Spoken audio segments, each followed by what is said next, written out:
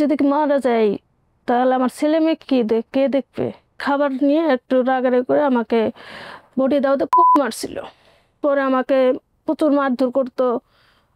একবার তো আমাকে গরম পানি আমার শরীরে ঢাইলে দিছিল। মা বাচ্চার জীবনে খুব গুরুত্বপূর্ণ, শুধু বাচ্চার জীবনে না, পরিবারের জীবনে গুরুত্বপূর্ণ। আপনি মন খুলে বললেন আমাকে কি হয়েছে, যতটুকুই বলতে পারেন, কোনো সমস্যা নাই। হ্যাঁ, ক্যামেরা ভয় পাওয়ার কোনো কারণ নাই। আরামসে, আমি বুঝতে পারছি আপনি অসুস্থ। আসসালামু আলাইকুম প্রিয় দর্শক এবং শ্রোতা, আল্লাহ সর্ব অবস্থায় আমাদের সবার মঙ্গল করুন। সবসময়ের মতো সেই দোয়া এবং প্রার্থনা জানিয়ে শুরু করছি আপন ঠিকানার বেসিক ভিডিও। আমি আরজি কিবরিয়া রয়েছে আপনার সঙ্গে, এবং এই অনুষ্ঠানটি আপনারা দেখছেন আমাদের প্রতিষ্ঠান studio of creative arts limited, সংক্ষিপ্ত রূপ হচ্ছে সকা, SOCA, সকার ব্যানারে। সামাজিক যোগাযোগ মাধ্যমের জন্য নির্মিত এই অনুষ্ঠানটি বাংলাদেশের, আমি যদি ভুল না বলে থাকি, আমার জ্ঞানত একমাত্র limited company social media content ক্রিয়েশনের ওপরে, সেটা হচ্ছে আপনাদের প্রিয় studio of creative arts limited. আমাদের যে পেজটি, অফিসিয়াল যে পেজটি আছে সকার, আপনারা দেখবেন যে সেখানে আমাদের আপন ঠিকানার আপডেটগুলো আসছে। এবং মূলত আরজি কিবরিয়া পেজে আমরা আপন ঠিকানার বেসিক ভিডিও ছাড়া অন্য সমস্ত ভিডিওগুলোই আমরা সকার পেজে নিয়ে গিয়েছি ফেসবুকে। এবং এটার পেছনের মূল উদ্দেশ্য হচ্ছে যে আরজি কিবরিয়া একটা সিঙ্গেল এন্টিটি, কিন্তু প্রতিষ্ঠান তো প্রতিষ্ঠানে, সুতরাং মূলত ওই পেজ থেকেই সমস্ত কন্টেন্ট আসবে। আর কেন আমার পেজ থেকে বেসিক ভিডিওগুলো আসছে, কারণ আমার পেজের এরিনাটা অনেক বড়। আপনারা জানেন যেখানে প্রায়, আমি যখন ভিডিওটা করছি তখন 9.2 মিলিয়ন ফলোয়ার্স। তো এত বড় একটা এরিয়াতে এই ভিডিওগুলো ছাড়াটা জরুরি, কারণ এতে করে অনেক মানুষের কাছে পৌঁছানো সম্ভব হয়। যদিও ফেসবুকের algorithm is totally different. Million ফলোয়ার্সে মানে হচ্ছে ভিডিও অনেক বেশি ভিউ হবে, বিষয়টা এরকম না। সেটা আপনারা কম্পারেটিভ অ্যানালাইসিস করলেই পাবেন। সকার পেজে গিয়ে দেখবেন যে যে ভিডিওগুলোর আপনার মিলিয়ন ভিউজ হয়েছে, সেগুলো অনেক সময় আরজি কিবরিয়া পেজে লাখও ভিউজ হয় না। এই কেমিস্ট্রিটা আমি বুঝে উঠতে পারিনি, বিশেষ করে মেটা আসার পর থেকে।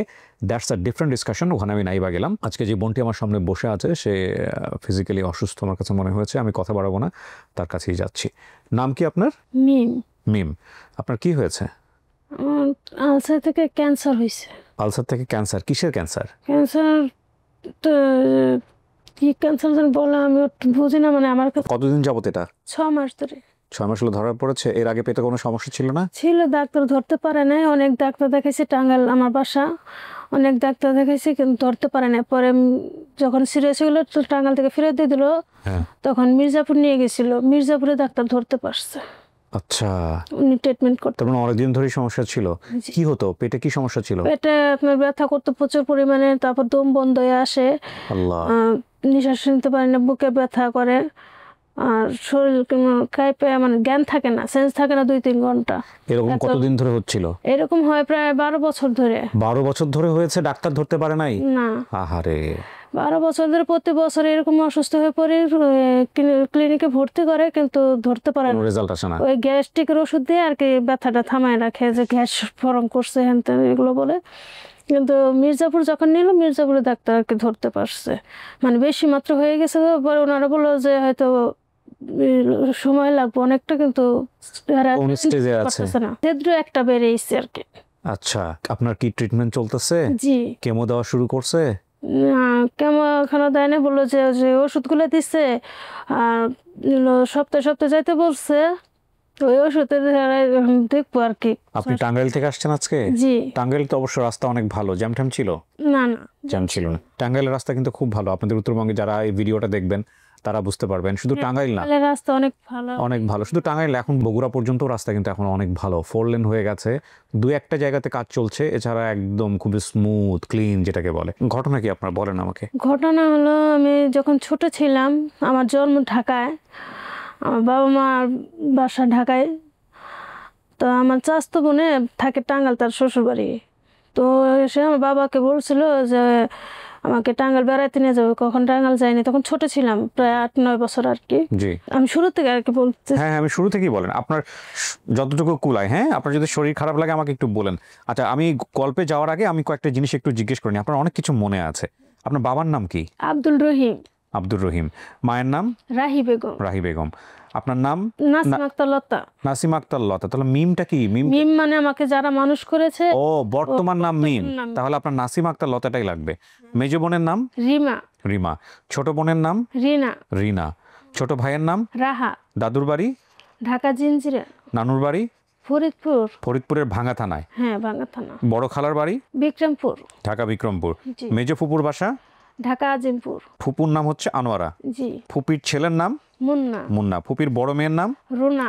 ফুপির ছোট মেয়ের নাম? রেশমি। রেশমি। আচ্ছা, আব্দুর রহিমের মেয়ে লতা টাঙ্গাইল বেড়াতে এসে, আচ্ছা এই এই এই গল্পে আমি যাচ্ছি। তার মানে তো আপনার অনেক কিছু মনে আছে। বাবার বাড়ি হচ্ছে জিঞ্জিরাতে? জি। ওই যে বুড়িগঙ্গার ওপার জিঞ্জিরা, যেটা আমরা ছোটবেলায় যাইনি কখনো, জান নাই। অবশ্যই বাবার কাছে শুনছি। জি, আচ্ছা বলেন গল্পটা। হ্যাঁ, চাচাতো বোন নিয়ে যাবে বেড়াইতে টাঙ্গাইল, তারপর? পরে বাবার কাছে বলে, মানে আব্বুর কাছে যখন বলছিল যে চাচু ও তো কখন টাঙ্গাইল যায় না, তাহলে ওকে নিয়ে যাই। পরে আব্বু বলছে ঠিক আছে নিয়ে যাও, 2-3 দিনের জন্য নিয়ে যাও।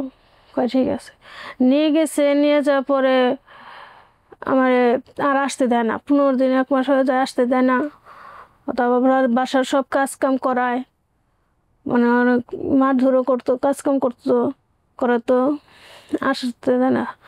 পরে হঠাৎ করে একদিন আমার দুলাভাই যে স্বাস্থ্য বোনের জামাই, উনি আমারে বলতেছে যে তোমার বাবা যে নাই, মারা গেছে। আচ্ছা। আমার বোন আসছিল টাঙ্গাইল, ঢাকায় আসছিল আমার বাবাকে দেখতে যেদিন মারা যায়, কিন্তু আমাকে নিয়ে আসে নাই। এই চাচাতো বোন আসছে কিন্তু আপনাকে আনে নাই? নিয়ে আসে না, আমাকে বলেও নাই। ওনারা মাটি দিয়ে যে তারপর আমাকে রাত্রে বলছে যে আমার বাবা মারা গেছে। ওটা একটা মেয়ের জন্য কতটা কষ্ট হয়। তারপরে আমি তো অনেক কান্না করলাম, আমি বললাম যে আমি বাড়ি যাবো, আমার কাছে যাব, কিন্তু আসতে দেয় না। কয় না, আমি আমার চাচুর কাছে বললে আমি তোমাকে একবারে নিয়ে আসছি, আমি পাইলে টাইলে আমি বিয়ে দেবো।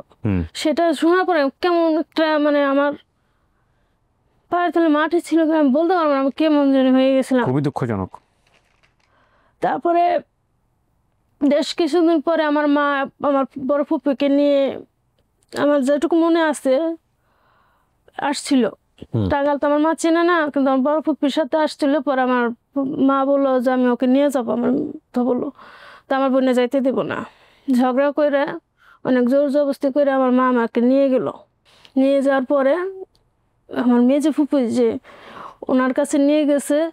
পরে উনি তো আমার মার সাথে ঝগড়া, মানে আমার মাকে কেউ মাইনে নিছিল না। আমার মা গরিব ঘরে ছিল দেখে আমার মাকে কেউ মেনে নিছিল না।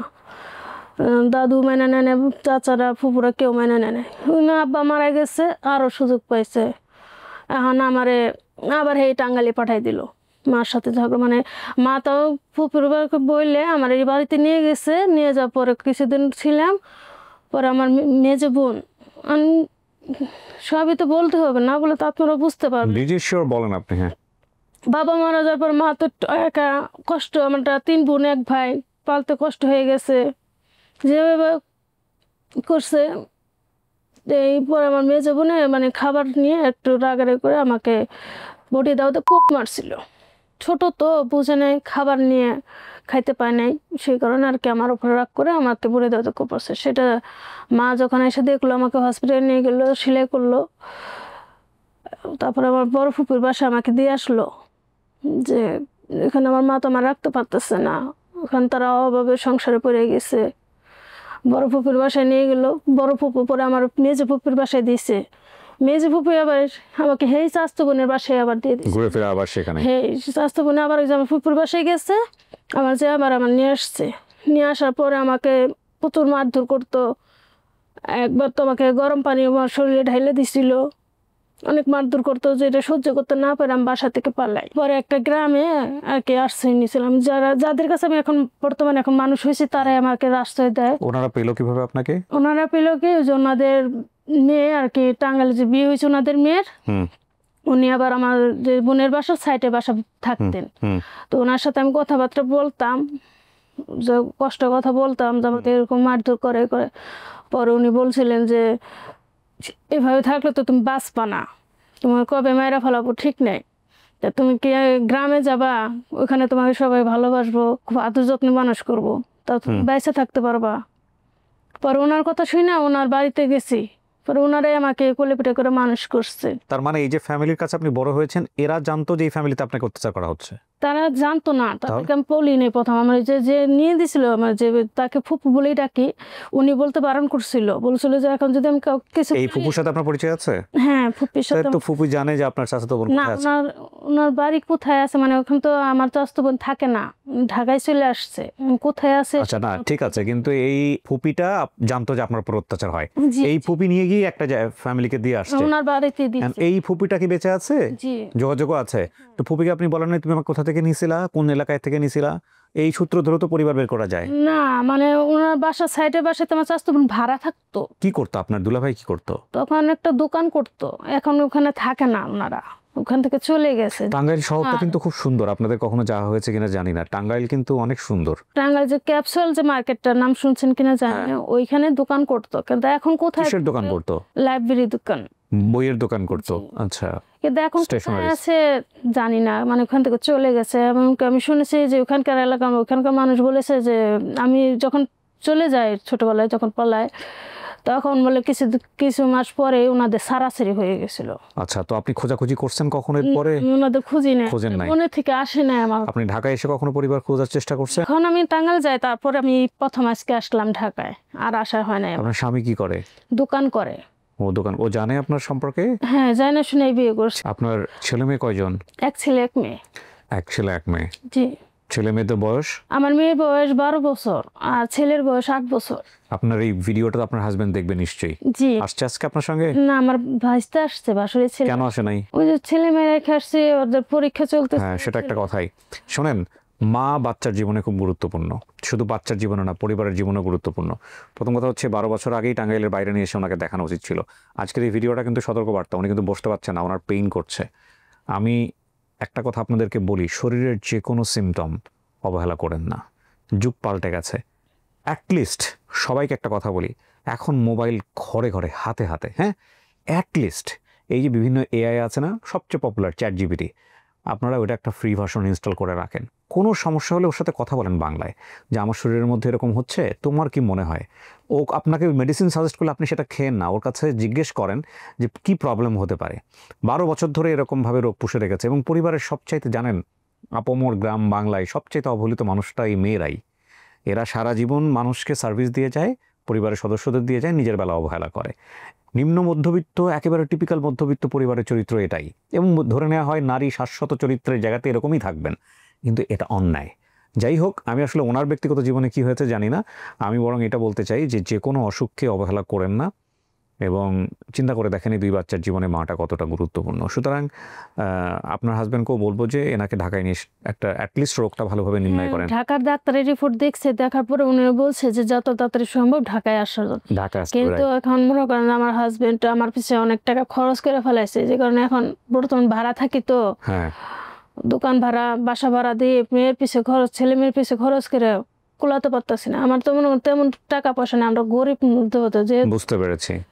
তাওয়াক্কাল তো আল্লাহ, আল্লাহ নিশ্চয়ই ব্যবস্থা করে দিবে। হ্যাঁ, আল্লাহ যেন একটা ব্যবস্থা করে, সেটাই। এখন আপনি আমাকে বলেন যে এই বয়সে যে আপনি পরিবার খুঁজতে আসলেন, মানে এর আগেও তো আপনি আসতে পারতেন। আসলে আমার মাথায় আসে না কখনো, কারণ কেউ সেভাবে কিছু বলে না, পড়াশোনা করি নাই যেগুলো আপনি জানলেন কিভাবে আমাদের সম্পর্কে? আমার মেয়ে টিচারে বলছে। ও মেয়ের টিচারে বলছে, তারপর আপনাকে দেখাইছে, জি। তারপরে আপনি আগ্রহ হ্যাঁ, দেখাইছেন। যে অসুস্থ হওয়ার পরে আমার মেয়ের টিচার বললো, মানে ওনার সাথে আমি শেয়ার করলাম যে আজকে আমার মা কাছে থাকলে হয়তো আমার কাছে থাকতো, আমার মা এই করলে। যেহেতু আমি অসুস্থ হওয়ার পরে বুঝতে পারছি যে আমার কেউ নাই, এতদিন তো যেতে মনে হয়েছিল না, কিন্তু অসুস্থ হওয়ার পরে মনে হয়েছে যে না, সত্যি আমি ইতিম, আমার এখন ফ্যামিলির প্রয়োজন। কারণ আমি যদি মারা যাই, তাহলে আমার ছেলে মেয়ে কে দেখবে? আমার ছেলে মেয়েরা তো দেখার কেউ নাই, আমার শ্বশুর শাশুড়ি নাই, তারপরে যাও ভাষাটা সবাই যার যার মতন আলাদা। আমার হাজবেন্ডের শরীর ভালো না, ওনার ডায়াবেটিস 12 বছরের বেশি হলো। ফ্যামিলি কেউ থাকলে, আপনজন থাকলে আমার অন্তত আমার ছেলে মেয়েরা তো দেখতে পারবে, সেই জন্যে। প্রিয় দর্শক এবং শ্রোতা, আমরা ভিডিওটা আর বড় করছি না, ওনার বসে থাকতে কষ্ট হচ্ছে, আপনি তো আবার টাঙ্গাইলে ফিরে যাবেন আজকে। জি, আমি দোয়া করি আপনার জন্য, আপনি সুস্থভাবে ফিরে যান। বুঝেন ওনার আকুতির জায়গাটা কত বড়। আমরা একটু চেষ্টা করি, অনেকখানি আছে, বিস্তারিত তথ্য আছে এখানে। এবং একটা বিষয় আপনারা খেয়াল করে দেখবেন যে আপন ঠিকানার যে বেসিক ইনফরমেশন, বেসিক ভিডিও বলি আমরা কেন, বেসিক ইনফরমেশন দেওয়া হয় এখানে, যেমন বাবার নাম এটা, মায়ের নাম এটা, অমুক অমুক। এগুলোকে আমরা শুধু মুখে না, এগুলো আমরা এখন গ্রাফিক্স দিয়ে বোল্ড করে নিয়ে আসছি।